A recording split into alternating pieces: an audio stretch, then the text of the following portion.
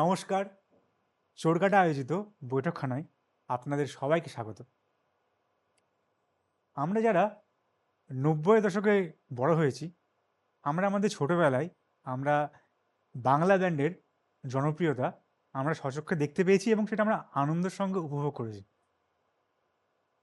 তো আজকে আমাদের যিনি অতিথি, তিনি একটা টাইম বা এখনও উনি বাংলা রক বা বাংলা রক যে কালচার সেটাকে বয়ে নিয়ে যাওয়ার চেষ্টা করছেন এবং একটা টাইম তো খুব ভালোভাবে কাজ করেছেন। এখন উনি চেষ্টা করে যাচ্ছেন এবং ওনার সেই জার্নিটা বা সেই কষ্টটা বা সেই স্ট্রাগলটা আমরা শুনবো ওনার সঙ্গে, ওনার আড্ডায়।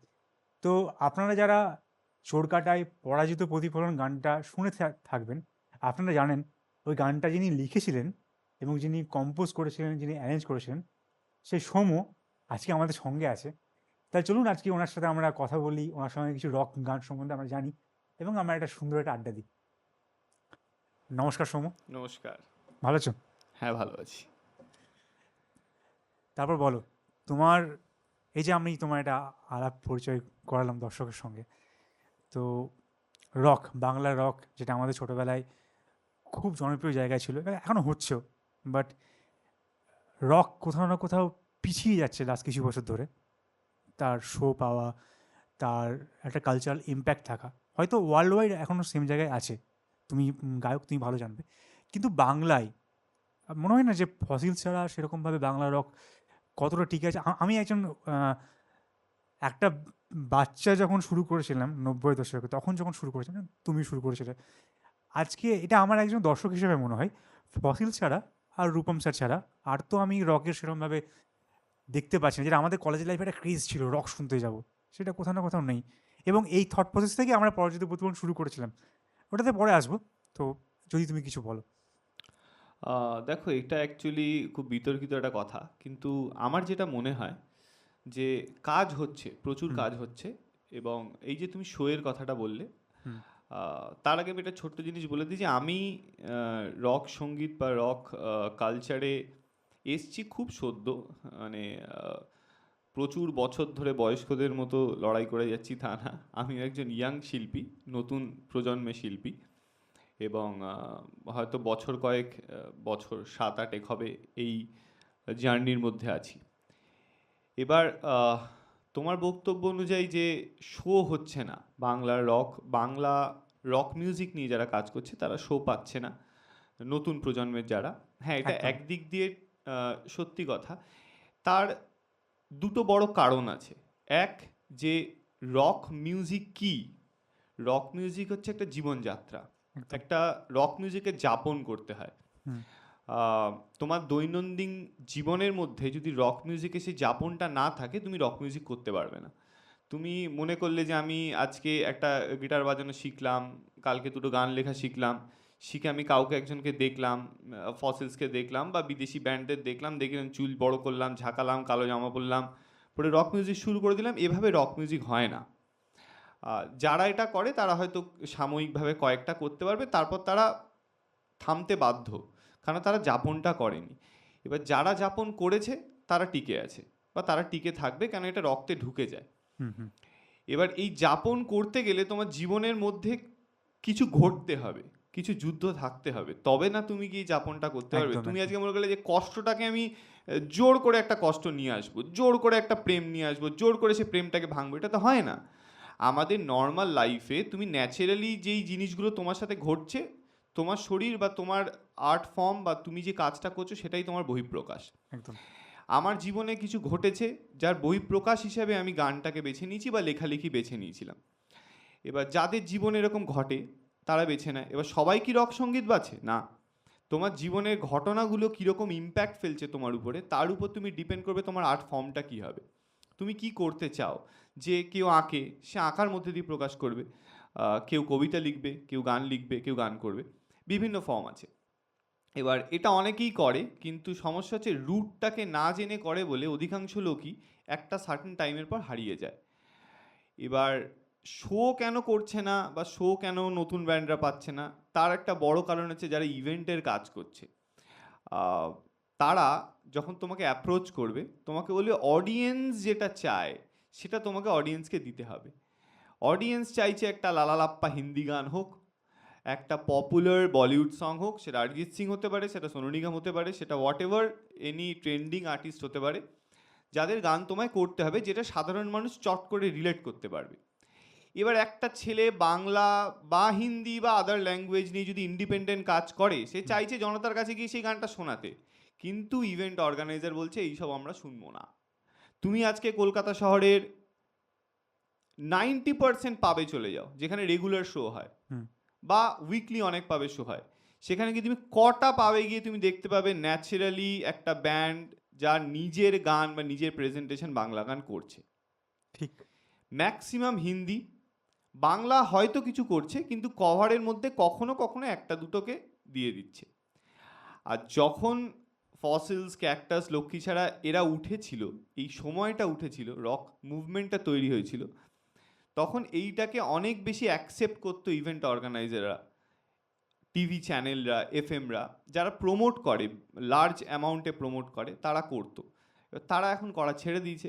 ইভেন্টের লোকরা শো করলে হয় তুমি পপুলার কভার গান গাও বা ম্যাক্সিমাম হিন্দি গান গাও, যার ফলে যারা খুব ভালো আর্টিস্ট আছে বা যারা ভালো রক মিউজিক নিয়ে কালচার করছে, শিক্ষিত যারা রক কালচার করছে, তারা চান্স পাচ্ছে না। কেন, তারা যদি ওখানে গিয়ে শোটা করে গিয়ে 10টা গানের মধ্যে 8টা নিজের গান শোনাতে চায়, তাহলে দেখা যাবে যে অর্গানাইজার তাকে আর দ্বিতীয় শো দিচ্ছে না, কিংবা 5টা গানের পর স্টেজ থেকে নামিয়ে দিচ্ছে।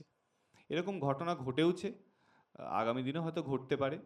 এবার ব্যাপারটা হচ্ছে যে এই যে যারা অডিয়েন্স 8টা গান শুনছে নতুন ব্যান্ডে, তাদের কি 8টা গান পছন্দ হবেই? বা আমি যদি এখন একটা 8টা গান একটা বা 10টা গান একটা শোতে গিয়ে 1-1.5 ঘন্টা শোনাই, সব কি পছন্দ হবেই?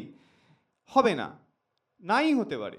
আবার হয়তো সবও হতে পারে, সবও খারাপ লাগতে পারে, আবার হয়তো তার মধ্যে কিছু ভালো লাগলো, কিছু খারাপ লাগলো।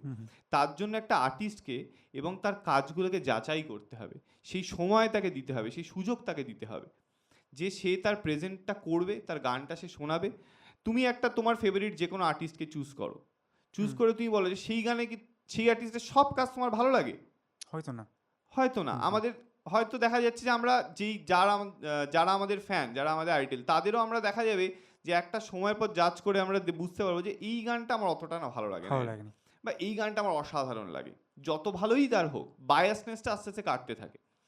তো এবার ওই সুযোগটা যদি কেউ দেয়, যেরকম চোরকাটা দিয়েছে, চোরকাটা নতুন আর্টিস্টদের নিয়ে বা নতুন যারা কাজ করছে তাদের সেই সুযোগটা দিয়েছে, সেই সুযোগটা দিলে দেখবে যে যে ছেলেটা আজকে বা যে মেয়েটা আজকে নিজের কাজ শুনিয়ে 5টা গান শুনিয়ে লোককে ইমপ্রেস করতে পারছে 10টার মধ্যে, আস্তে আস্তে সেটা 8টা, 10টা, 15টা এবং সব গানই লোকে ইমপ্রেস করতে পারবে।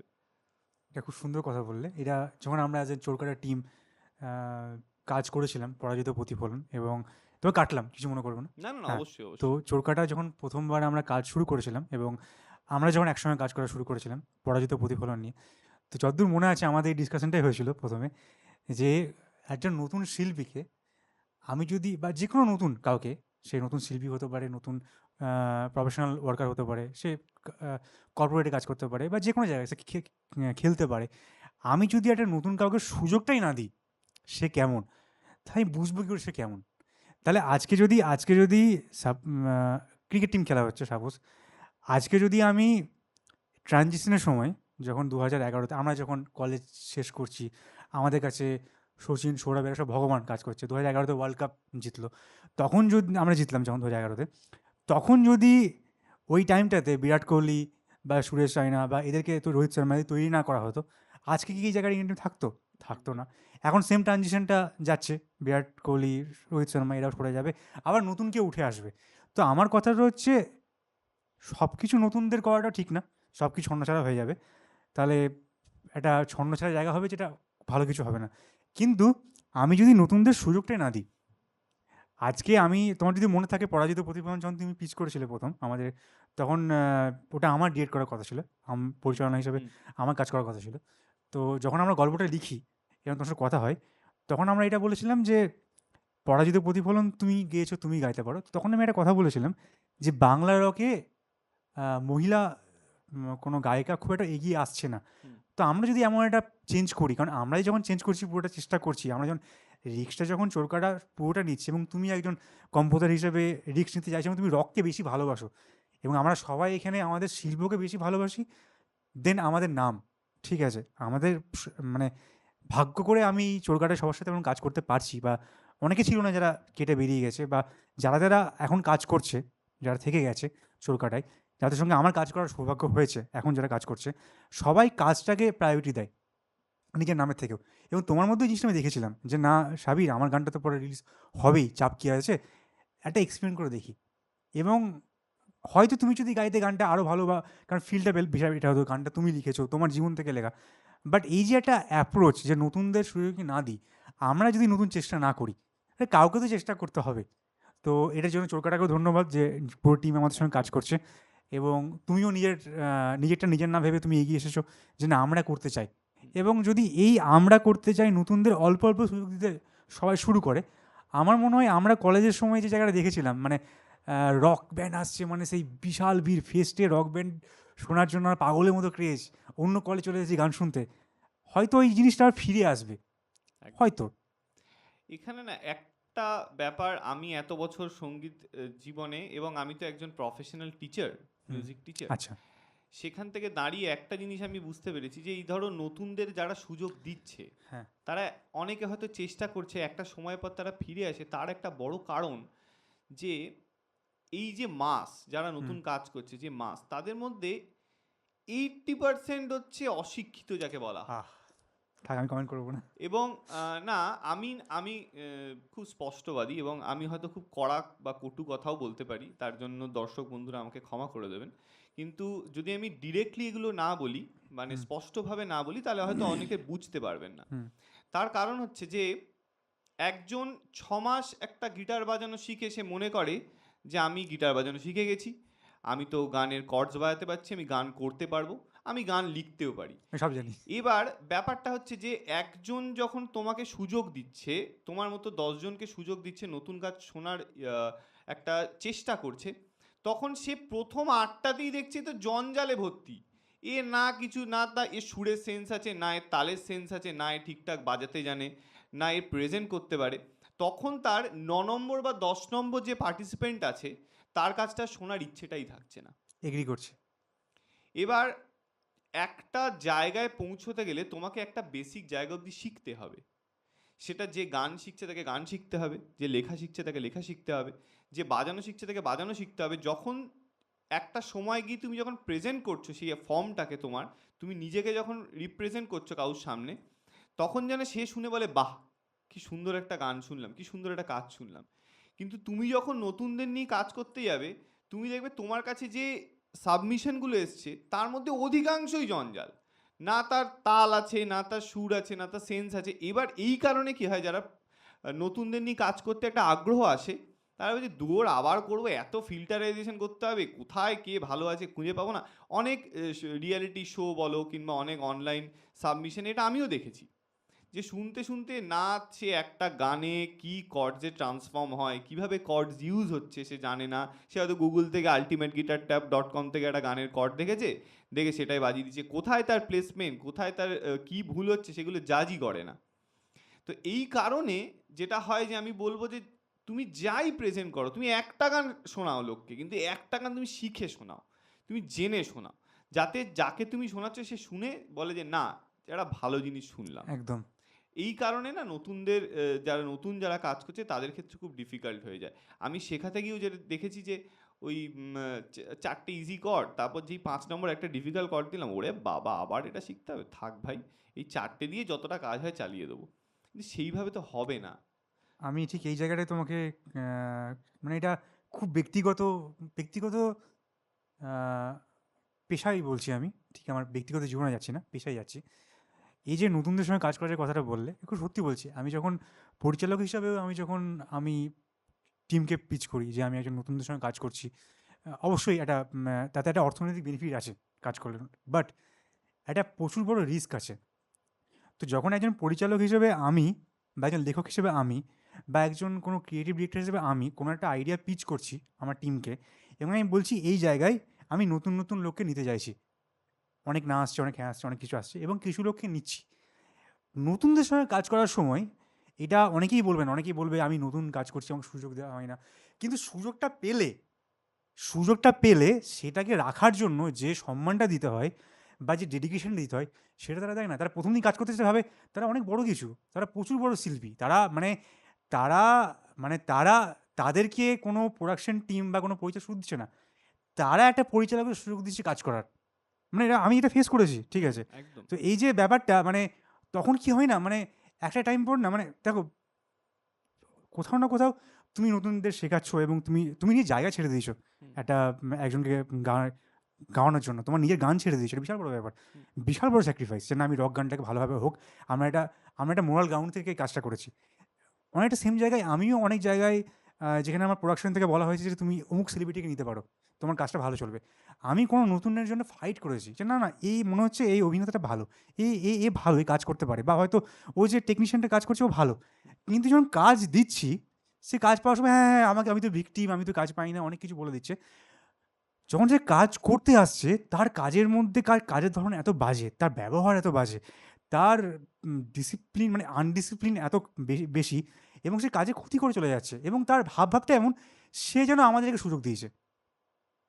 এটার পর না মানে কিছু কিছু সময়ের পর আমার পক্ষে খুব অসুবিধা হয়ে যায়, মানে আমি যেমন একটা টাইম সবসময় নতুনদের কাজ করতে চাইতাম, এখন আমারও মনে হয় যে মানে এত নতুন দিন লাভটা কী। একটা খুব বড় লাইন আমাকে আমাদেরই কমন ফ্রেন্ড, নাম নিচ্ছি না, হুম, তো সে একটা কথা বলেছিল এই সময়গুলোর সময় যখন আমরা আহ, কাজ করছি এবং টাইমটা তোমার মনে আছে আমরা কি ফেস করেছি হুম, কাজ হুম, করতে গিয়ে। হুম, হুম, তো তখন একটা লাইন আমাকে বলেছিল, লাইনটা খুব মনে আছে, you have problem with professionals and their fees and how they work, try to work with অ্যামেচার্স।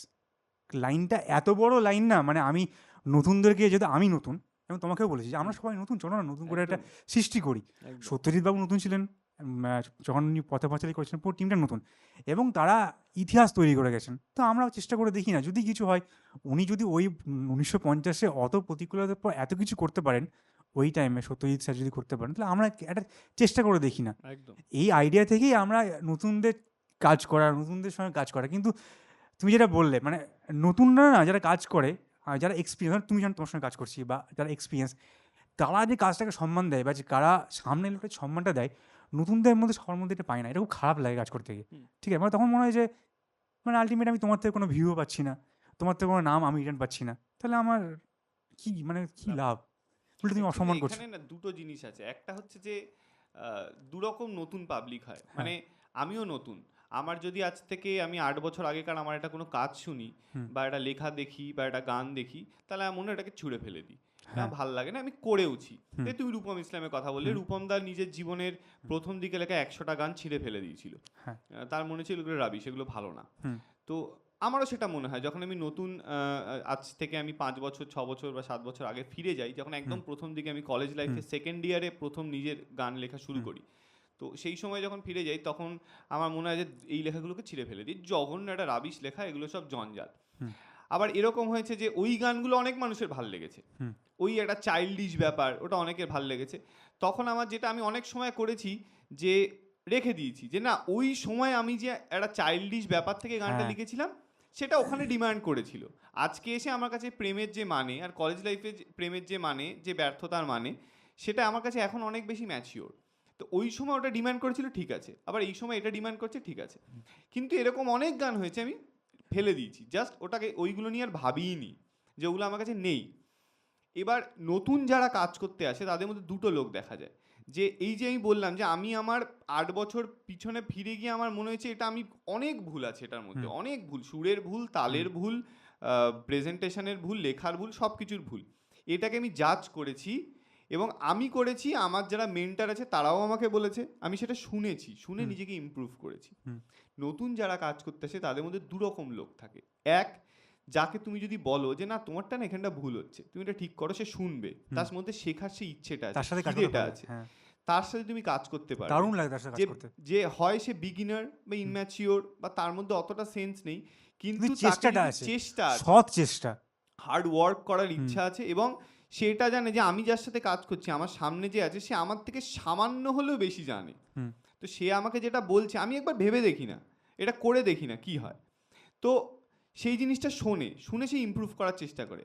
আরেকজন আছে যারা নিজের ঝুলিতে ২০টা গান রেখেই তারা নিজেকে সেলিব্রিটি মনে করে, কিংবা 20টা একটা 20টার বেশি হয়ে হ্যাঁ মানে 20টা আমি অনেক বেশি বললাম, যে রেখে নিজেকে সেলিব্রিটি মনে করে, কিংবা একটা প্রকাশিত গান করেই নিজেকে সেলিব্রিটি মনে করে, বিশাল কিছু একটা করে দিয়েছি, তাদেরকে তুমি হাজার বলেও কিছু করতে পারবে না। না। ঠিক আছে, তো এবং আমি আমি এরকম শেয়ানাদের থেকে একটু দূরেই থাকি। আমিও মানে এখন থাকি। ধরো আমি আমি এত কথাবার্তা বলছি, এত কিছু বলছি, আমিও কিন্তু এখনো কোনো ডিজিটালি লিগালি কোনো প্ল্যাটফর্মে নিজের কোনো গান রিলিজ করিনি। হুম। কিন্তু আমি যখন মানুষের সামনে আমার গান নিয়ে এসেছিলাম, তখন আমি অন্তত প্রথম একটা দুটো গান বাদ দিয়ে, প্রথম একটা গান করে তো সে বাচ্চাদের মতো, এই শুনতো এই গানটা কেমন হয়েছে, এই শুনতো এই গানটা কেমন হয়েছে, ওই দুটো তিনটে গান বাদ দিয়ে তারপর যখন আমি আমার গানকে মনে করলাম লোকের সামনে প্রফেশনালি শোনাবো নিজের গান, তখন কিন্তু আমার ঝুলিতে অন্তত 1 থেকে 150টা গান অলরেডি তৈরি হয়ে গেছে। হয়ে যাওয়ার পর আমি লোককে শোনাতে এসেছি।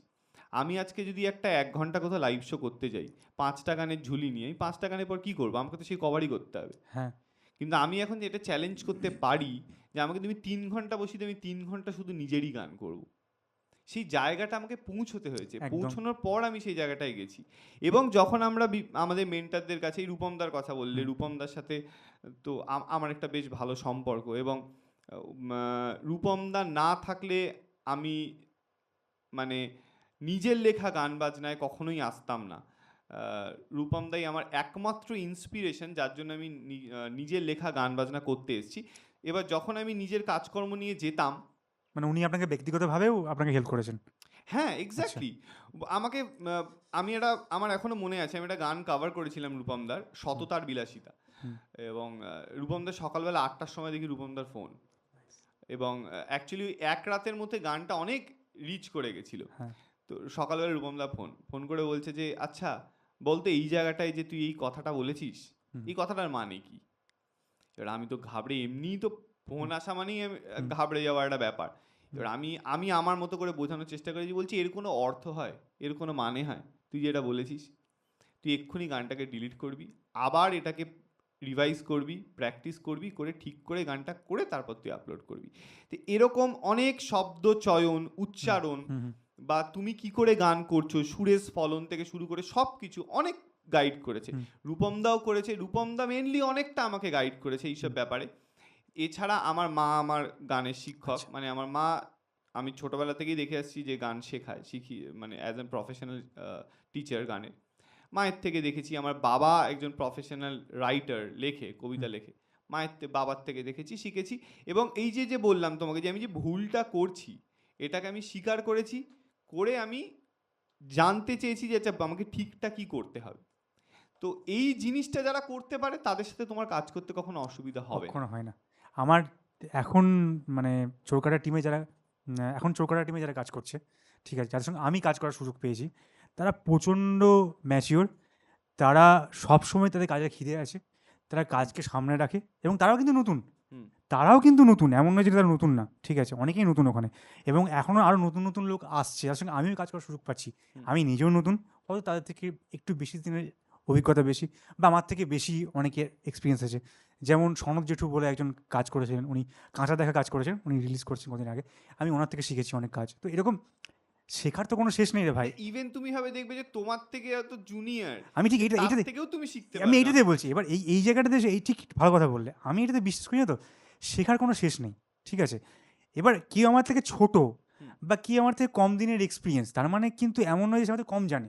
না, হতেই পারে আমি 20টা ট্রিক জানি, ও 3টে ট্রিক জানে, কিন্তু 3টের মধ্যে একটা ট্রিক আমাকে হেল্প করবে এতে কাজ করতে গেলে। আমি ওটা কেন শিখবো না? আমার মেন্টালিটি এরকম।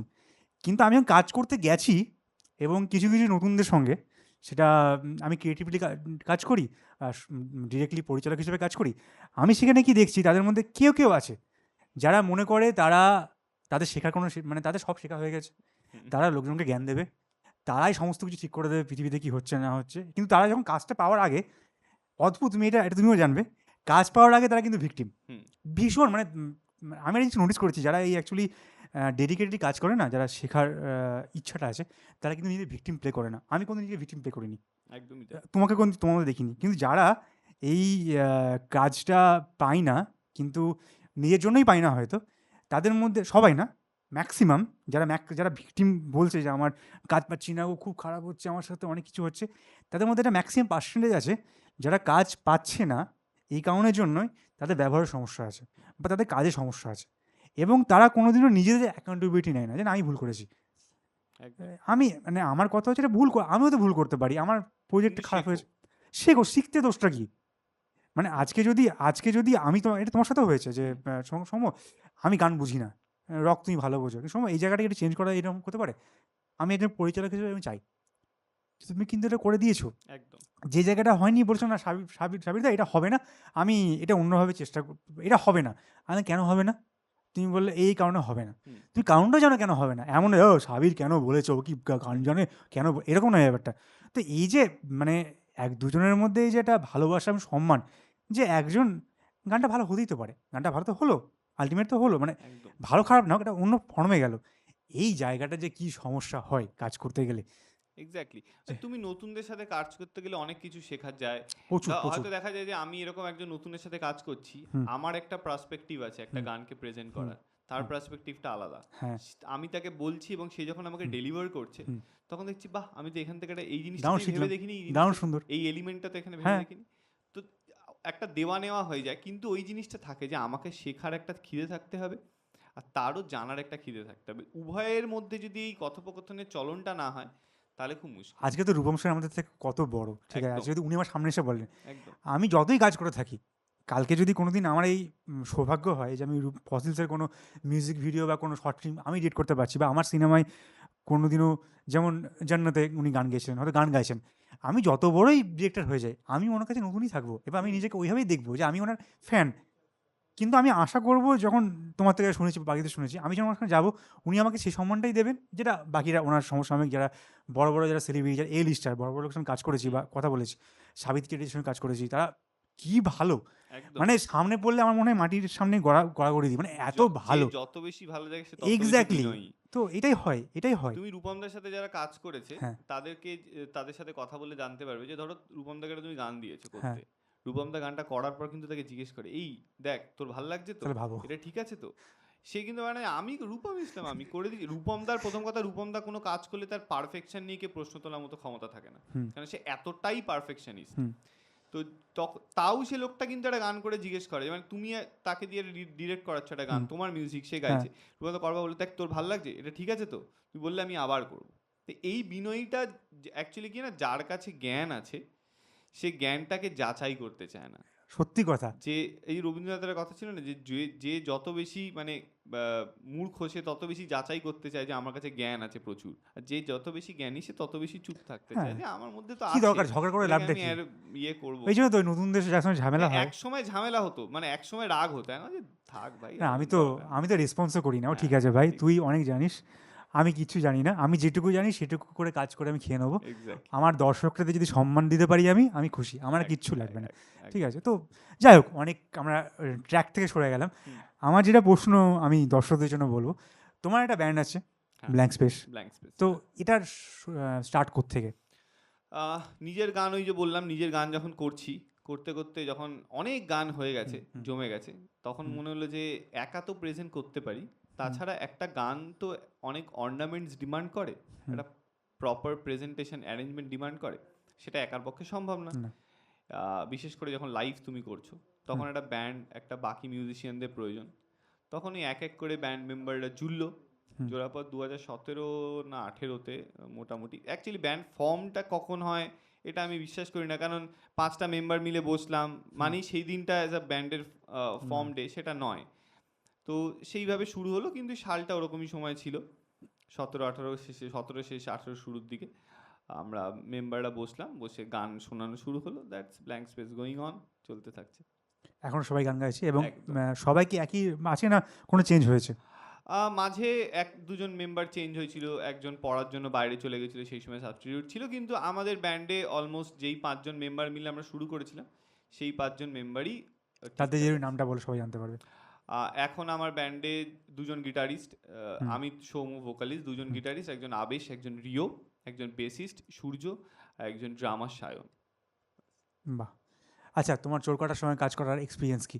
না, অসাধারণ এক্সপিরিয়েন্স, এত ফ্রিডম, এত স্বাধীনতা খুব কম টিমের থেকেই পাওয়া যায় কাজ করার সময়।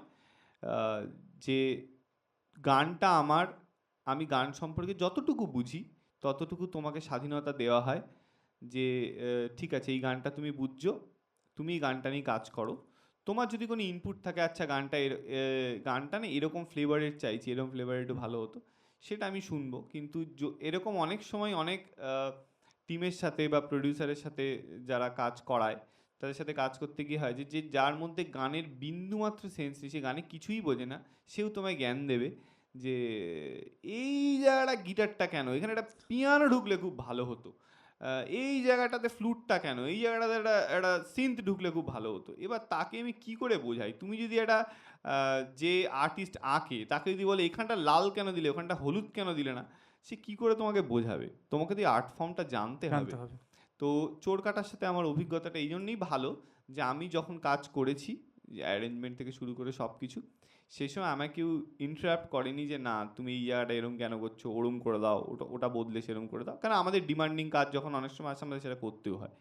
কিন্তু ইনিশিয়ালি ওইটা আমার কাছে সবচেয়ে বড় প্রায়োরিটি, যে কাজ করতে খুব স্বাধীন মনে কাজ করতে পেরেছি। সেই জন্যেই আমি এইটুকু বলতে পারি যে পরাজিত প্রতিফলনে যেরকম টাইপের কাজ হয়েছে গান এবং মিউজিক ভিডিও নিয়ে, সেটা বাংলায় ওরকম টাইপের বাংলা স্বাধীন গানে কটা কাজ হয়েছে আমার অন্তত খেয়ালে নেই।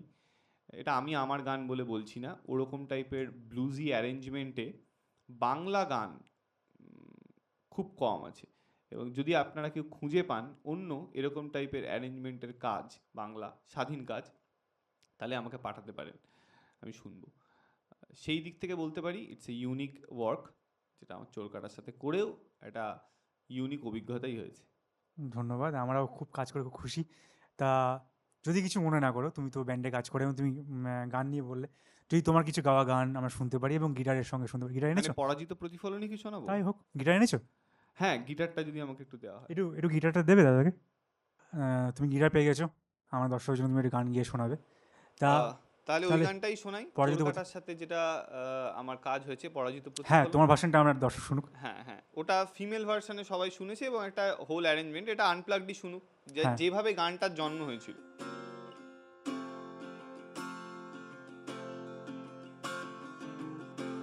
আজ ভোর হাতের উপর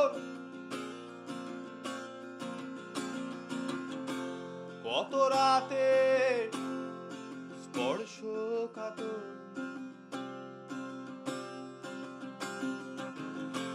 উষ্ণ শিরায় শরীরের হৃদয়,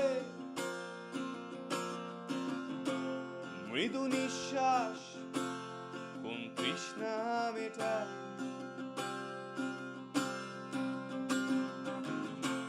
চোখের আড়াল দূর পাহারা,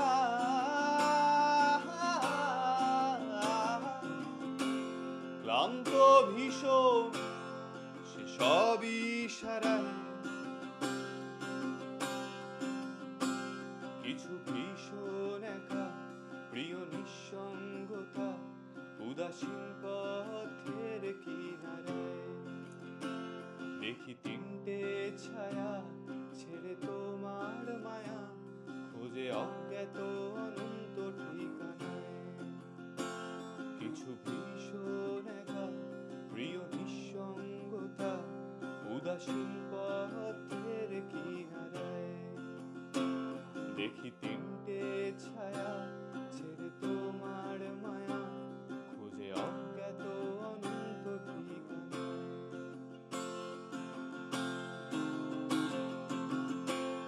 আজ থাক এই শেষের আড়াল,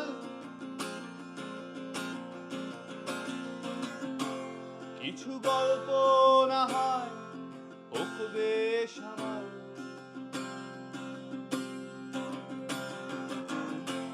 চেনা সংলাপ আওড়াই অযথা,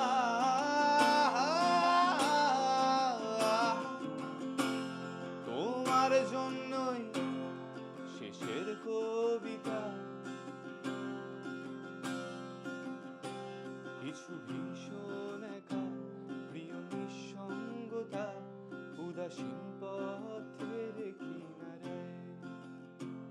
দেখি তিনটে ছায়া ছেড়ে তোমার মায়া খোঁজে অজ্ঞাত অনন্ত ঠিকানায়। বুক পকেটে তোমার বিদ্ধ ঘৃণ্য কাঁটা তার চোখ ভেজা তোমার সীমানায়। আমিও কি তাই আবার ফিরে যাই সেই অজ্ঞাত অনন্ত ঠিকানায়। খুব সুন্দর, আশা করবো দর্শকদের খুব ভালো লাগবে। Thank you so much, thank you. আশা করবো আমরা আরও নতুন নতুন কাজ করতে পারবো এবং এবং আমরা আপনারা এই, সরি কাটলাম তোমাকে, এবং আপনারা এই গানটা অবশ্যই ইউটিউবে গিয়ে শুনবেন। তার কারণ এই গানটার যে গল্প, যেটা ভেবে আমার এই গানটা লেখা, সেটাকে চোর কাটা এবং সাবির দা যেভাবে ফুটিয়ে তুলেছে, আমি যেভাবে যেই ইমেজটা থেকে গানটা লিখেছিলাম এক্স্যাক্টলি ওই ইমেজটাই আপনারা দেখতে পাবেন। কারণ আমার প্রেমটা ছিল লং ডিস্টেন্স এবং সাবির দাও সেই জিনিসটাকে ফুটিয়ে তুলেছে। তাই না না, আমি শুধু একটা না, জয়দাও আছে, উনি ডিরেক্টর, হ্যাঁ, জয়দা অসম্মান এবং করা হবে। সাবির দা এবং হ্যাঁ। মেনলি চোর কাটা টিম। হুম। তো আমার ওই যে আমার প্রেম থেকেই গানটাকে লেখা, এবং সেই প্রেমটাকে এত সুন্দর ফুটিয়ে তুলেছে। যখন আমি গানটা দেখছিলাম তখন আমি নিজেকে ওখানে প্রেজেন্ট করছিলাম, নিজেকে ভাবতে পারছিলাম। তাই থ্যাংক ইউ চোর কাটা, যে গানটার সাথে সঠিক জাস্টিফাই করার জন্য। এবং আপনারা এই গানটা আমার কাছে যেটা শুনলেন, আপনারা অবশ্যই, মেঘনা গেয়েছে গানটা, কাজেই চোর কাটার চ্যানেলে গিয়ে গানটাকে অবশ্যই শুনবেন। আমরা আশা করবো তুমি তোমার মেল ভার্সনটা রিলিজ করবে কোনোদিনও। মেল ভার্সনটাও করব, এবং এটার সেকেন্ড পার্ট, মানে বাহ, সেকেন্ড পার্ট এটা release। আমরা ওয়েট করবো, আমরা অবশ্যই ওয়েট করবো।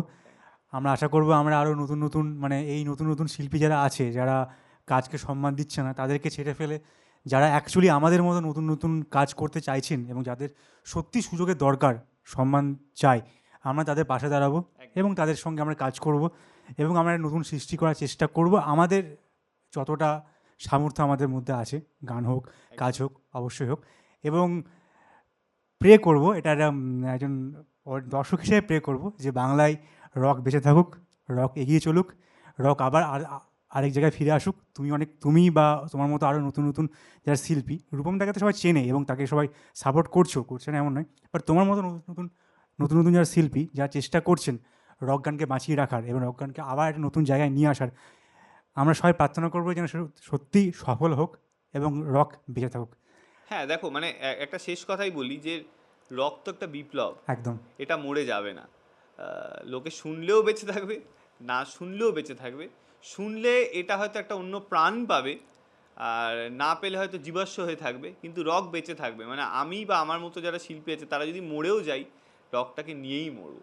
কাজে এটা রক আমার ফসিলস হয়ে জীবনের, থাকবে। হ্যাঁ, এটা আমাদের জীবনের একটা অঙ্গ আর কি। এই লাইনটা শেষ করে যদি বিপ্লব দীর্ঘজীবী হোক। একদম, বিপ্লব দীর্ঘজীবী হোক এবং রক ফসিলস হয়েই থাকবে, কিন্তু রক থাকবে। হ্যাঁ হ্যাঁ, শুনে ভালো লাগলো, নতুন ধারা পাবে। একদম একদম, শুনে খুব ভালো লাগলো। এবং Thank you. আমাদের শোতে আসার জন্য ধন্যবাদ, আমাদের সঙ্গে কাজ করার জন্য ধন্যবাদ। নমস্কার, ভালো থেকো সৌম। Thank you. তাহলে আজকে আমাদের আড্ডা আমরা এখানেই শেষ করব। আমরা অনেক কিছু নতুন জিনিস শিখলাম, রক সম্বন্ধে জানলাম, আমাদের নতুন নতুন শিল্পীদের সঙ্গে কাজ করার কী কী ভালো দিক, কী কী খারাপ দিক, সেটাও আমরা দুর্ঘটনাবশত জেনে ফেললাম, যেটা আমাদের কথোপকথনের পার্ট ছিল না। বাট যাই হোক, তো আমরা আমাদের আর এই আড্ডাটা বেশিক্ষণ টানতে পারবো না। আমরা পরের সপ্তাহে আমরা নতুন কাউকে নিয়ে আসবো, তার জীবন সম্বন্ধে জানার চেষ্টা করব।